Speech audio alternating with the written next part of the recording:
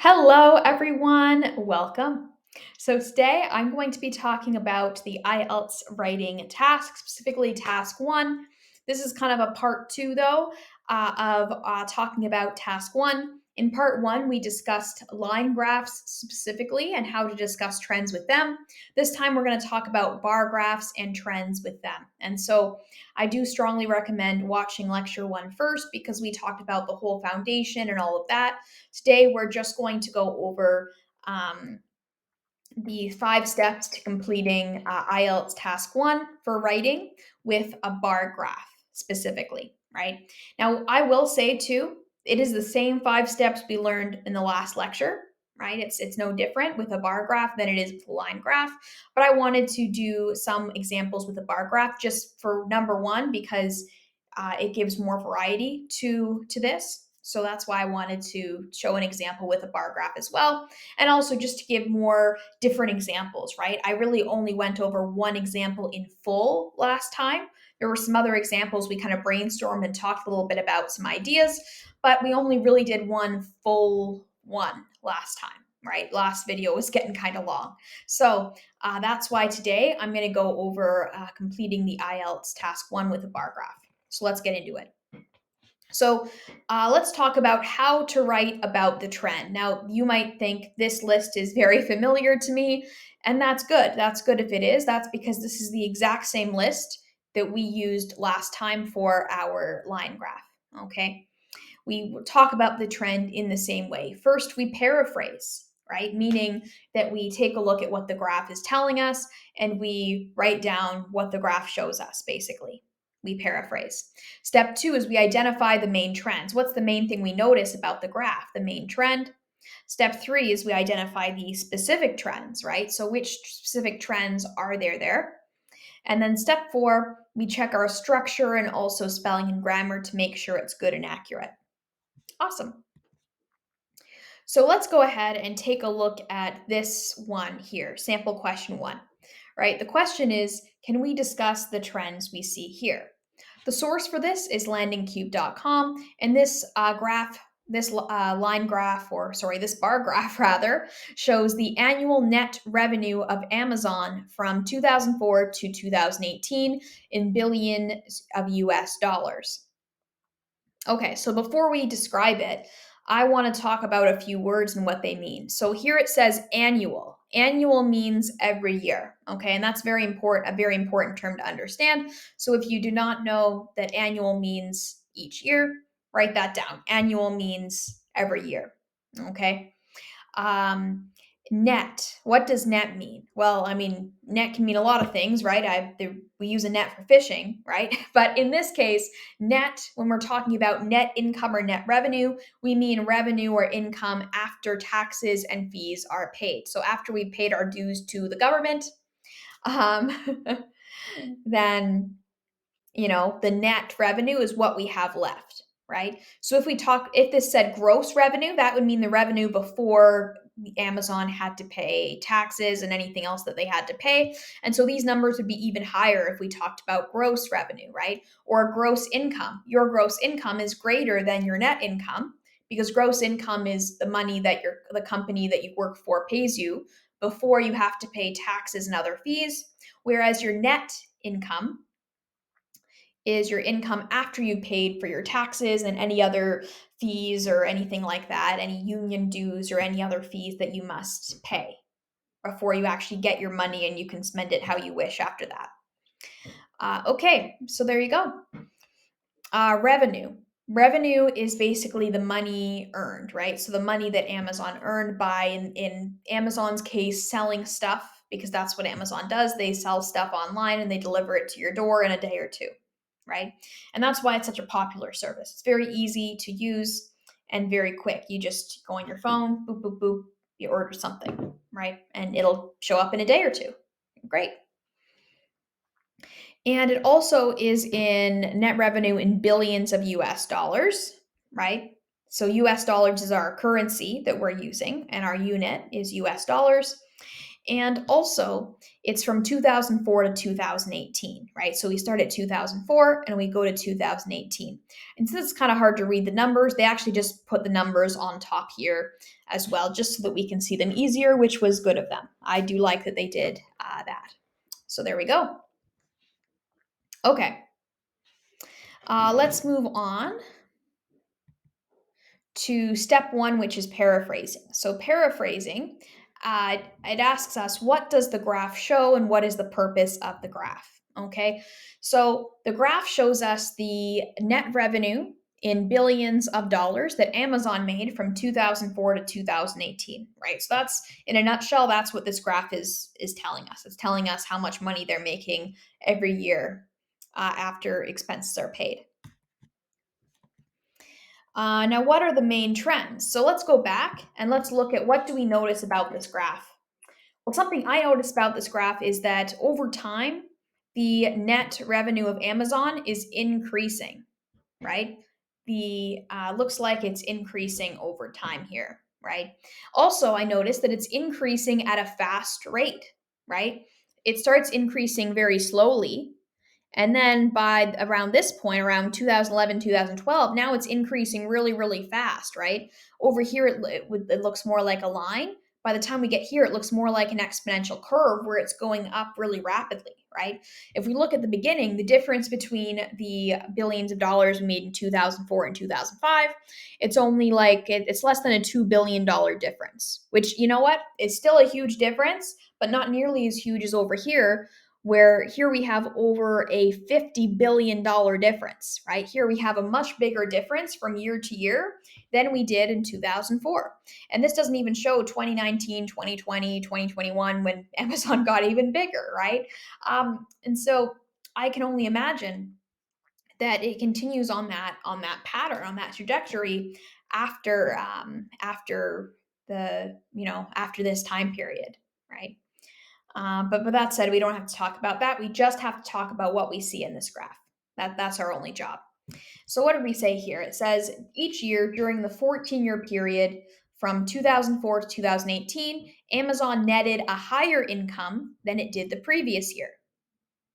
The rate of change also increases throughout the 14-year period, right? So we had talked about that too, how it started, increasing slowly and then it increases faster, right? So not only is it increasing, but the rate of change, the slope is increasing, right? The slope from 2004 to 2005 is certainly a lot smaller than the high slope from 2017 to 2018.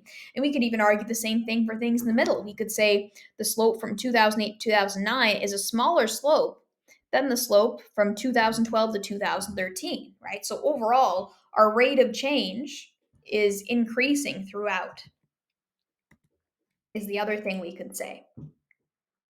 Here are some more things I could say. It is immediately evident that the sales increased from $6.92 billion in 2004 to $232.89 billion in 2018. So there we go. We talk about what we can immediately notice, right? Of look at how little this looks compared to this one, right? Now, if you think about it, $6.92 billion, that's a lot of money, right? That's an unbelievably high amount of money. However, if we compare that, the thing is, if we compare that to 2018, it seems like, oh, wow, they barely made anything back then in comparison to what they're making today, or even what they made back in 2018, which was about 5 years ago now. That was, now in our past a little bit now. So there you go.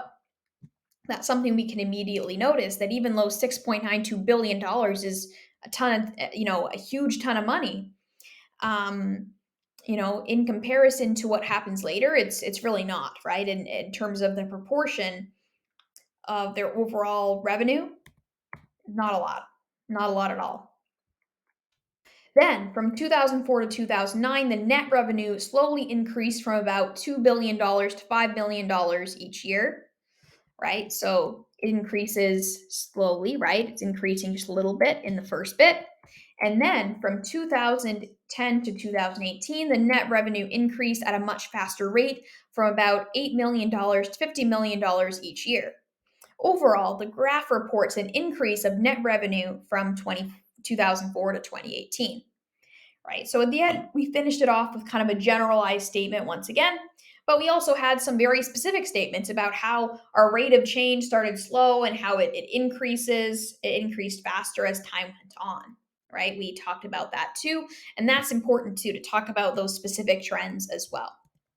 So there we have it. Those are some good trends that we talk about.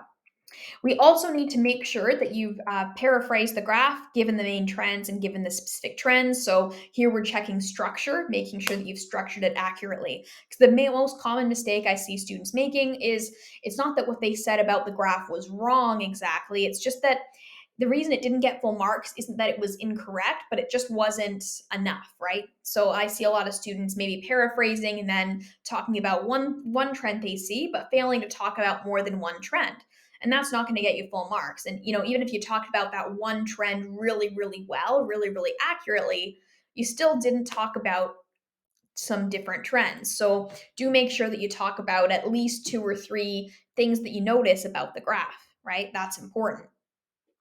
Also, check to make sure your spelling and grammar are all correct, especially words that are already included in your graph or otherwise given. Oh, and also, one thing I will add here is make sure your vocabulary makes sense, right? So make sure that you're using some good vocabulary to words that make sense to showcase your vocabulary, right? So this one just comes with taking the vocabulary you already know, or if you don't feel like you know enough vocabulary, going back and learning more about different vocabulary when it comes to when it comes to money stuff or when it comes to anything else, right? Finance, economics, when it comes to the environment, when it comes to really anything that you don't feel like you have enough vocabulary in, go back and make sure that you review that, because that's going to really help you to know the vocabulary of just various subjects that are regularly talked about is going to be key here. Okay, let's go over another one. This one is actually from IELTS.org. And this one looks like, let's see what this is. Looks like it says here, men and women in further education, thousands. And then it says the black bars are full-time education. And then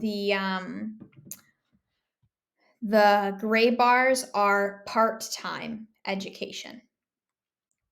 So that's what it looks like here, full-time and part-time education there.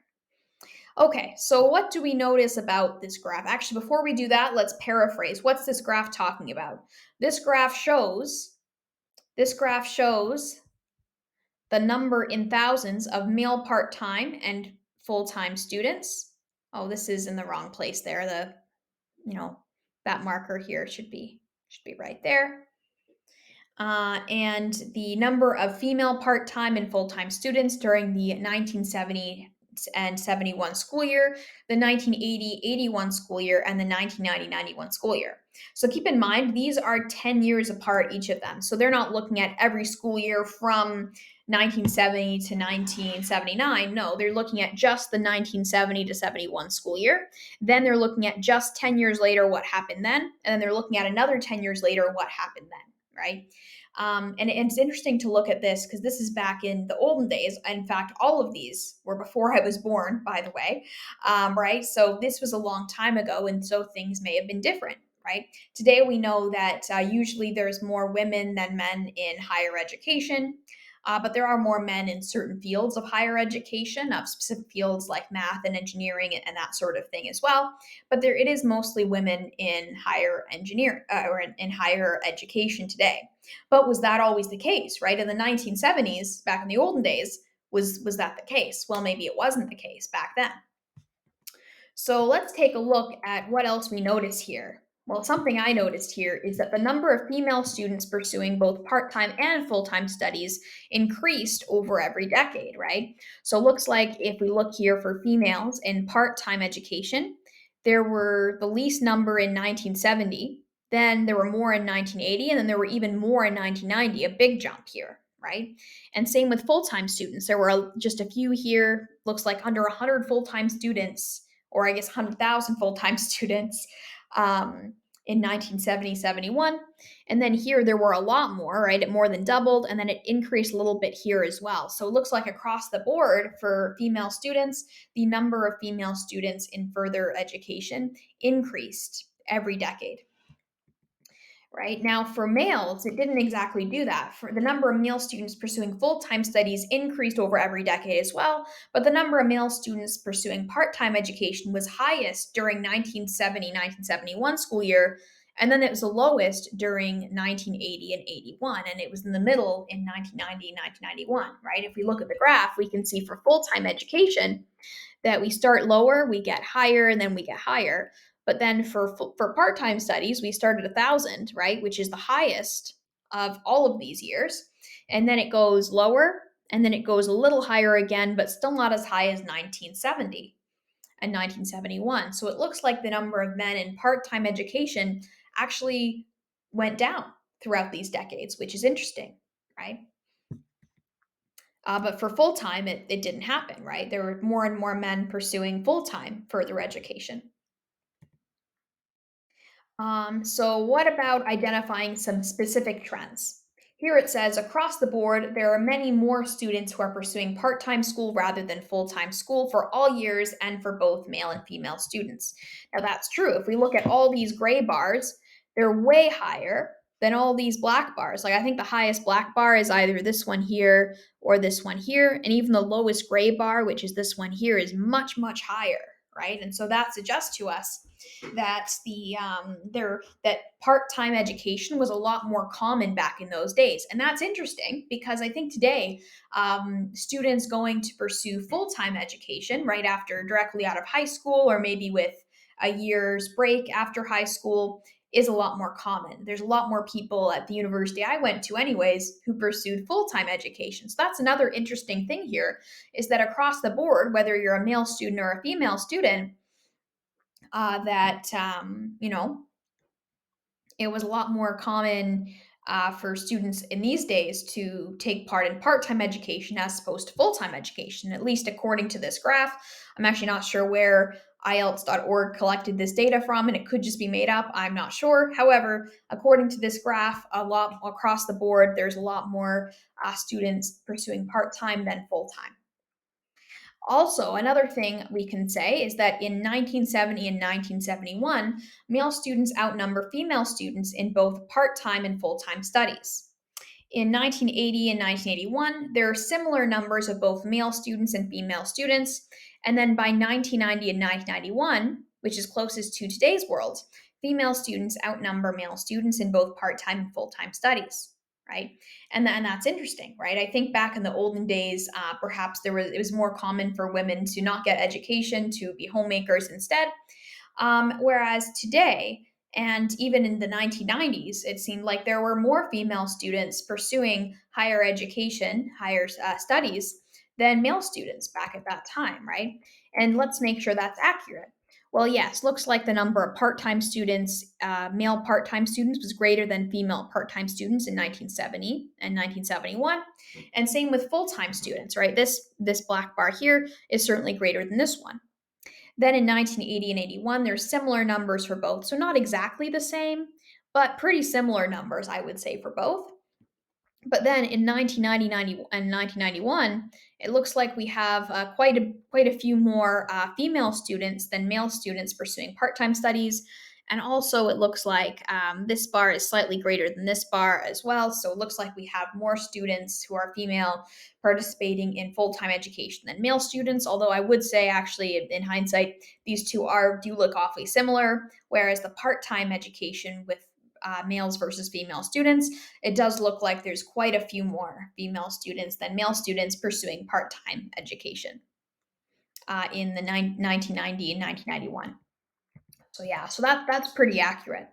So what are our main takeaways here, right? Make sure we paraphrase first. Make sure we understand what is the graph even talking about. What's the point of making this graph? Also, what are some main trends we see? So what do you notice right away? What strikes you right away? And is kind of the main takeaway you could look at for this graph. And then also, what are some specific trends? What happened over a specific year or different specific years that we can point out here that might be of interest, right? And you can also discuss too, why do you think that's the case, right? I didn't really go into much detail on that here, but that's certainly something we can talk about is, well, why is that the case in your opinion? Right? Why in 1970 and 1971 are there more male students, but 1990 and 1991 there's more female students, right? There's many ideas we might be able to have about why that could be the case, right? So that's also something we can discuss too with the trends briefly as well. I wouldn't go into too much detail about that because at the end of the day, it's about identifying and talking about the trends as opposed to talking about why the trends are the way they are. But that is something that we can absolutely mention and should absolutely mention as well. That's kind of that.